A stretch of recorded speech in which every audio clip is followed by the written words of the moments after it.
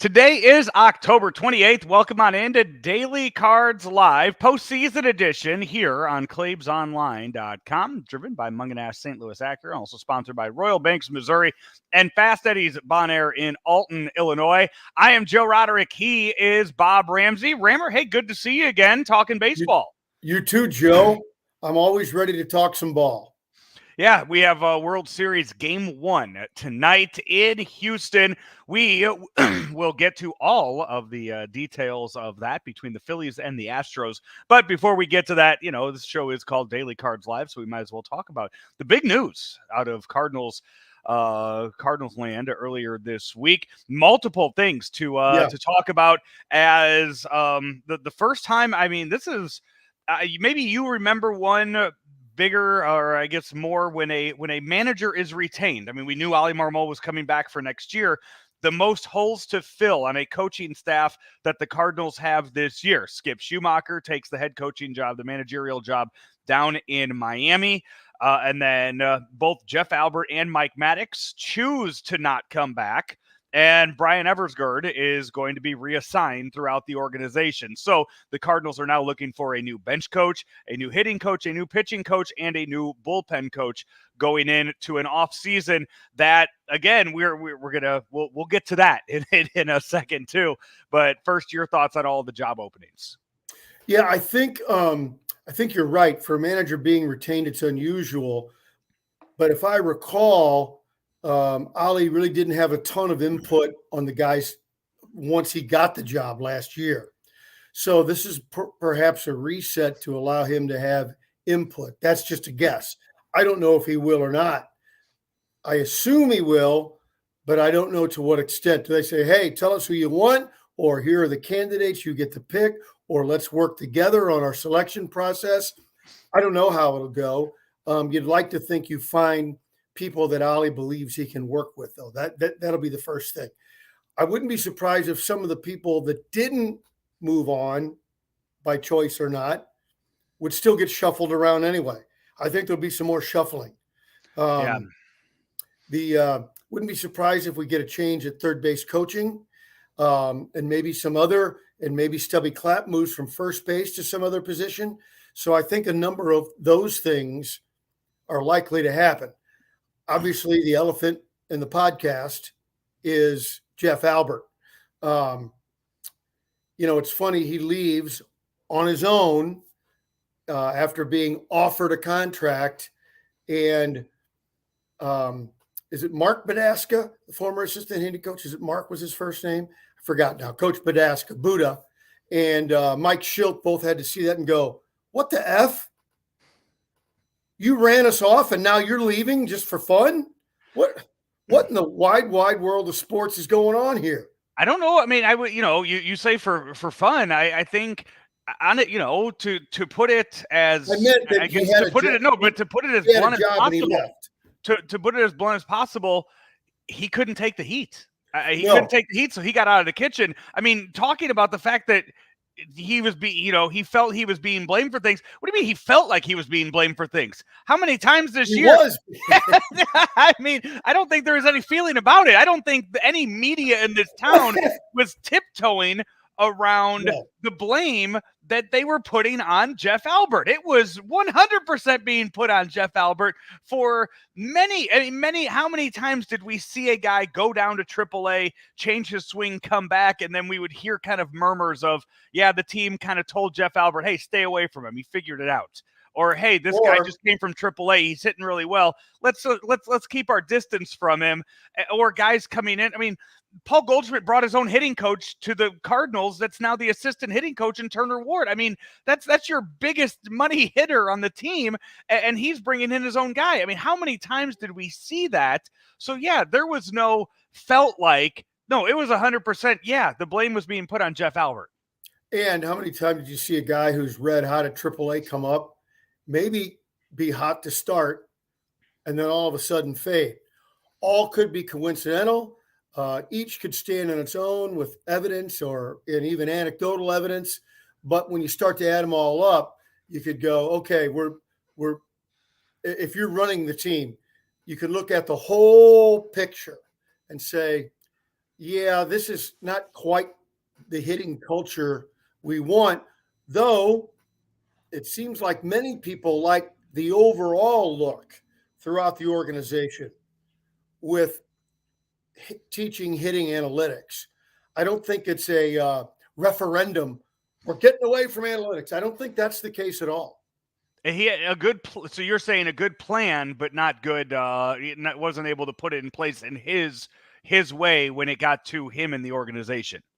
Well, that perhaps that's an explanation. I'm just saying that when you look at everything, most of the stuff that you brought up and a couple of the things, you go, if you're running the show, you go, yeah, it's probably time for a change. Yeah. So now, and that, where do they go with the change? As a lot of people, I think, will look at some of the options out there. The most attractive name that's going to be out there is going to be Matt Holliday. Yeah, he's not going to do that. They're just take that. You might as well say. And that's why I said most attractive name out there. You might as well say we're going to bring Ted Williams' head in. I mean, it's almost actually that's more likely. Because now with modern science, we could, you could see it. His head's in a glass case and his eyes open up and he'll tell you. Anyway, that's not going to happen. I think they'll bring in, I think Turner Ward gets the job and they'll bring in an analytics guy to kind of keep all the analytics part in the organization to stay with continuity and cohesiveness. And as we look around, I'm going to circle back to this in a bit. So we'll put this on the shelf and we'll come back with some other ideas here in a bit, because some of the other job openings that are out there, you talked about possibly a change in third base coach. You talked about maybe Stubby Clapp moves on or moves to a different role with the team. Right now, the first base coach with the team. I think another name that we're going to hear about in the near future, another former Cardinal, is Daniel Descalso, because with a guy like Skip Schumacher moving on, with moving if Stubby Clapp moves to where you say it, I think it too. I think Stubby Clapp ends up moving to that bench coach job and being right there next to Ali Marmol. That means you need to bring in a guy that can be your first base coach and also works with the infielders. Yep. Daniel Descalso has played every single position in a major league infield. We also know the relationship he has with Ali Marmol, which circles back to what you said earlier about Ali not being able to put together his own staff. Daniel Descalso is a name that kind of checks a lot of boxes when it comes to being put with the Cardinals. I think a better than even bet would be that Descalso is with the Cardinal organization next year. Yeah. Better than even money. Yeah, I would say so. Other names that we could look at and talk about too, guys that are already within the organization that have been here for a while. Two guys that are roving instructors with the Cardinals right now. One that I tweeted about and kind of threw it out there the other day, Jason Isringhausen, who has been working with all different levels of pitching, just every kind of weekend, going to one of the other organizations. That's a good call. And working with young pitchers within the organization. Does he find himself a role here in St. Louis? Another guy too, I believe he and Ryan Ludwig kind of do that together. Ludwig with the hitters and Izzy with the pitchers. Ludwig could be another guy. I think Ryan, I'm told, does really embrace the Cardinals analytics approach.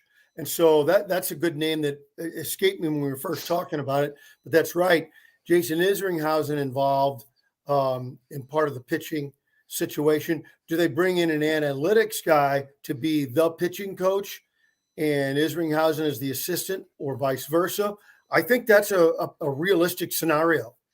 So we'll see how that plays out over the next few weeks. That's usually something that they'll get filled pretty quick. They're not going to waste a lot of time going through a bunch of different options out there. When those moves were made, I imagine they had a very short list of people they were going to make calls to and get the paperwork going pretty fast with filling those jobs. So now now as you move from coaching to player personnel, we saw the other day Adam Wainwright. He announced he is coming back for his 19th and final season with the St. Louis Cardinals. Some details of the contract were leaked earlier today. 1 year, $17.5 million, $7.5 million of that paid for this year. The final $10 million of that is Bobby Bonilla at the end of his career. 10 years, $1 million each for all of. I didn't see that. Yeah, for those. So that's where the 10 and the 10 plus the 7.5. There are bonuses with his contract this year. Plus, I believe I saw he gets a hotel suite every time they are on the road for a guy that has 6 kids, I think, 10, somewhere maybe, around 11, that. Rabbits, dogs. Yeah, enjoy, and not a dog yet. Remember, not that's the condition for once he retires. Yeah, I mean, hey, you know what? Enjoy the empty hotel suite on the road for one final season before you go back and live with all the kids. So the big league life. Yeah. So yeah, it's great for a number of reasons. No one can predict how he'll perform next year. He'll give you everything he's got. But his presence on a team and a pitching staff is invaluable. His presence in St. Louis and what he does for charity and awareness of issues, invaluable. He is an absolute treasure, and I don't care if his ERA is 6 next year. Having him back is big and important. But I think here's what if you say, well, what would your expectation be?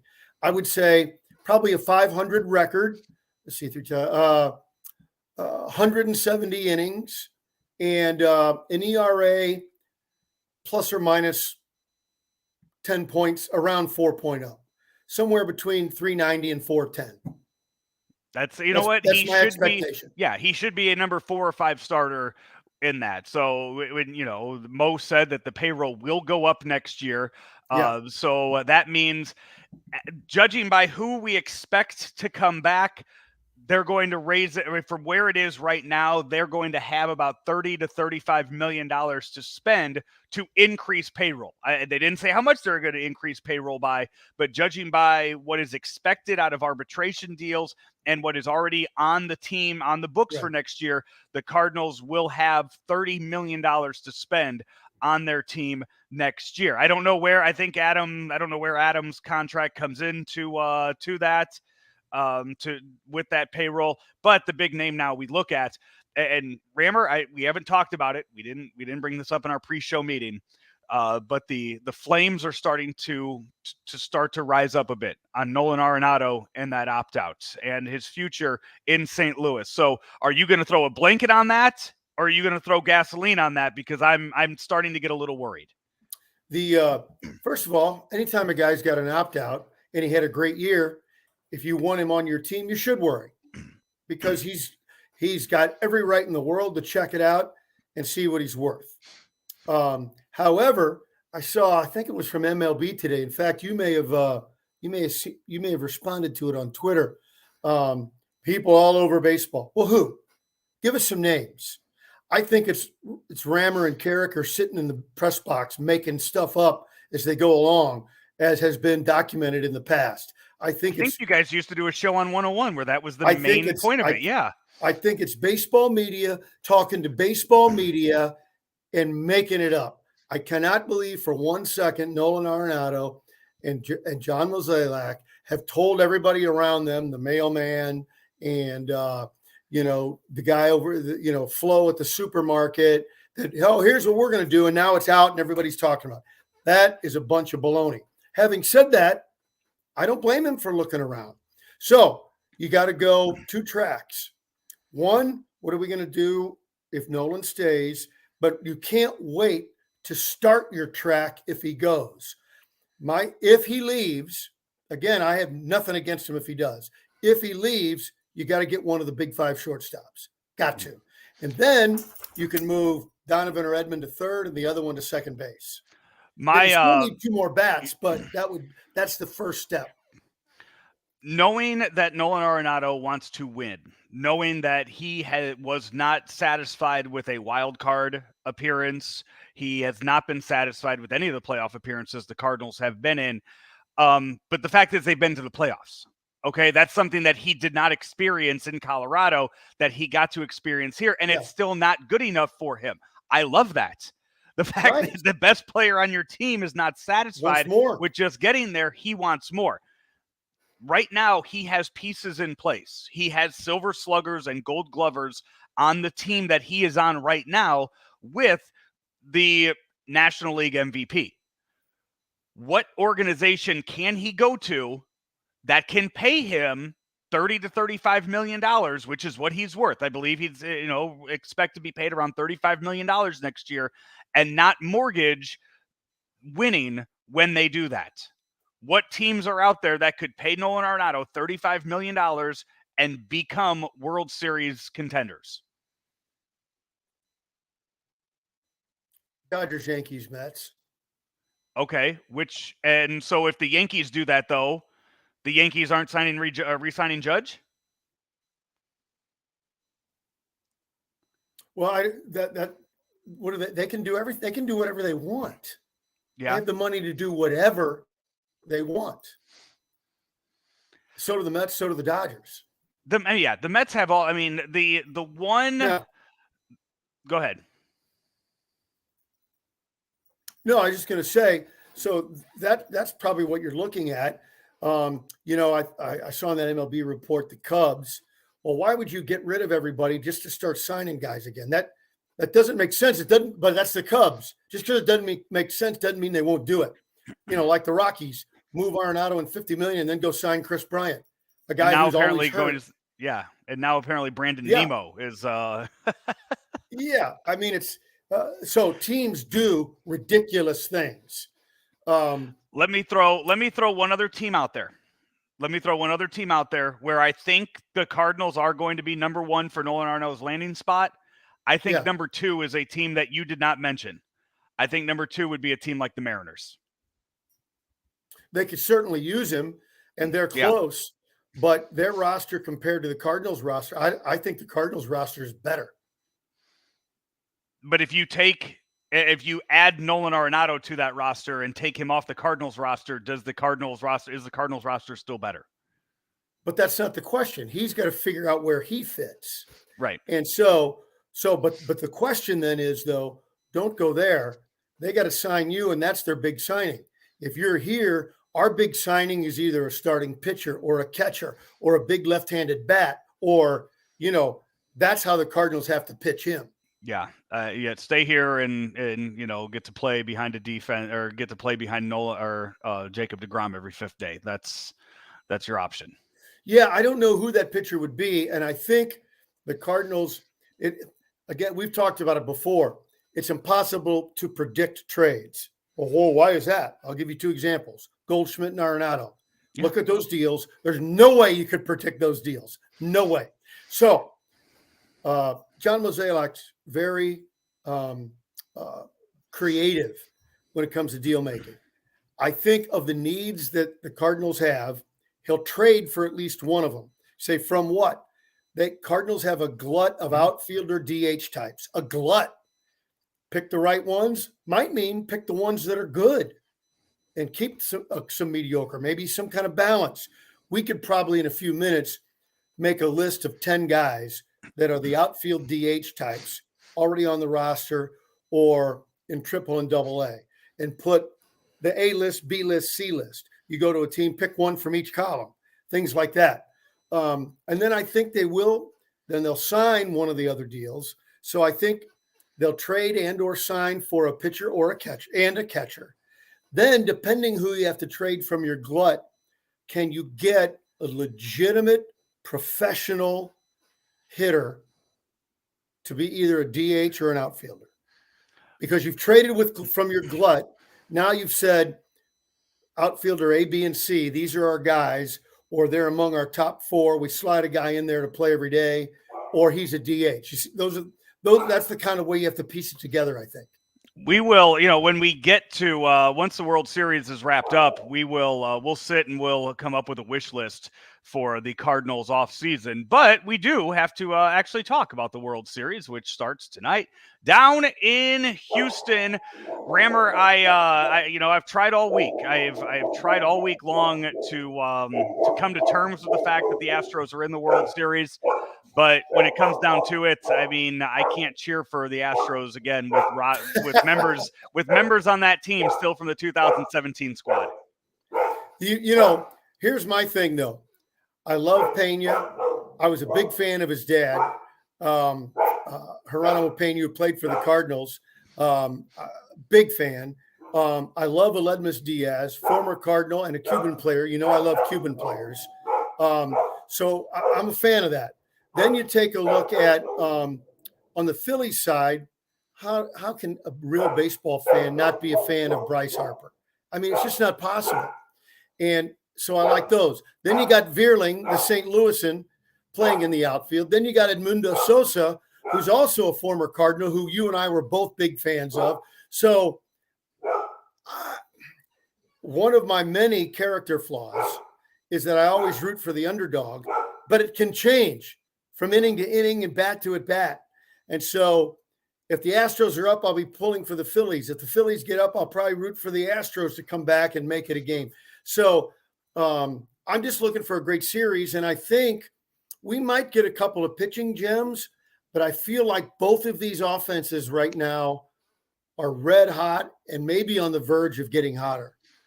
The matchup tonight, Aaron Nola versus Justin Verlander. We know Zach Wheeler will start tomorrow. The Astros have not named a starting pitcher for their game tomorrow. It's I'm similar to you. What I am cheering for, what I didn't realize until yesterday, looking at the schedule for all sports, the Philadelphia Eagles play the Houston Texans next Thursday night down in Houston.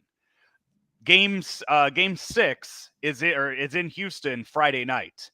So I now want the Phillies to win in 6 games, and I want to see what that stadium, what that Thursday night game looks like with all the Phillies gear. Yes, with all the Eagles and Phillies fans down in Houston, and then see if the city of Houston is able to grease up enough light poles to keep them from celebrating in their city next Friday night. That is what I want, just total chaos. Boy, you have a long memory. That's good. I like that a lot. And if you're a true Philadelphia fan, you take both your jerseys and you go to Texas for 2-3 days. No question about it. Yeah, absolutely. And you know what? And the thing is, if the Phillies are up 3-2 going into Game 6, nobody in Houston's going to be. No Astros fans want to go to that game. They're going to get those tickets for cheap. Right. Oh, no doubt about it. Yeah. Oh, that's going to be like a Philadelphia home game relative to crowd. Right. So it'll be fun to see that kind of chaos. I think the Astros are just too damn good when it comes down to it, and they're going to win this series before they get to Game 6. I will say this though, I want to see Bryce Harper win a World Series. Bryce Harper is a once in a generational player. Bryce Harper, and I think once in a generational players deserve to win championships. Bryce Harper is in the World Series. Bryce Harper deserves to win a championship. I think the Phillies, to have a real shot, like every other series and every other sport, they got to get a split. But I think their power guys, and there's half a dozen of them in their lineup, got to take advantage of the Crawford box. Yeah, absolutely. Game 1 tonight down in Houston. Rammer and I we'll be back when the season wraps up. Talk a little wish list, shopping list, if you will, for the Cardinals offseason and get you the latest the Nolan Arenado deal. But in the meantime, you can catch Bob Ramsey all over Claibs Online. He has the Dr. Rick podcast once a week and 2-man game with Matt Rocchio, talking basketball, college and pro. Check out their latest episode. Just came out yesterday with Larry Hughes. Senior. Yeah. Talking about who is now the other Larry Hughes. You guys, I think I saw it was his son's birthday yesterday too, right? It was Larry Hughes Jr.'s birthday yesterday. So it was a lot of fun. If you love basketball, if you love St. Louis basketball, you'll like that episode a lot. Yeah, so you can hear plenty of that, and I'll be around as well. Lunch with Claibs and Joe each and every week, and then Weekend Joe every Friday. Well, interview right now if you want to go up and listen to it with John Marks of 94 WIP in Philadelphia, talking about the Phillies, and really just the Eagles are 6-0, so the entire sports world is looking at what's going on in Philadelphia right now. They are the center of the sports world. And always fun when you get that one city that just kind of has everything going right for them. Even more fun, Rammer, I would imagine you could talk about this when that is your city, as you probably remember that back in the early 2000s. Absolutely. I mean, everything's going, and there was a time Cincinnati had it all going on, And it makes for special memories for sports fans when everywhere you turn, you got a winning team in every sport. It's a big deal. And the Philadelphia folks should soak it up because it doesn't happen very often. And they don't even realize that the Sixers are 1-4 to start the year. That's how good things are going. Hey, that's going to wrap it up for us today. Another edition of Daily Cards Live, the postseason edition, brought to you by Fast Eddie's Bon Air, driven by Munganast St. Louis Acura and Rammer, also sponsored by Royal Banks. Royal Banks of Missouri. Whether you're looking for a new mortgage or refi, a home equity credit line, rates can be crazy. Let the professionals at Royal Banks of Missouri find the right product for you. 314-212-1500 or online at royalbanksofmo.com. Royal Banks, for better service, means better banking. He's Bob Ramsey. I'm Joe Roderick. We'll talk to you soon right here on ClaibsOnline.com. St. Louis Acura has an unbeatable selection of new cars arriving daily, like the all-new 2023 Acura Integra. We also have a great selection of over 200 pre-owned and factory precision courtesy vehicles with finance rates as low as 1.9% for 36 months with approved credit. And we've added Saturday service hours to our newly renovated service facility. Don't forget, we'll buy your vehicle here at our dealership or from the convenience of your home. St. Louis Acura, better than ever for you.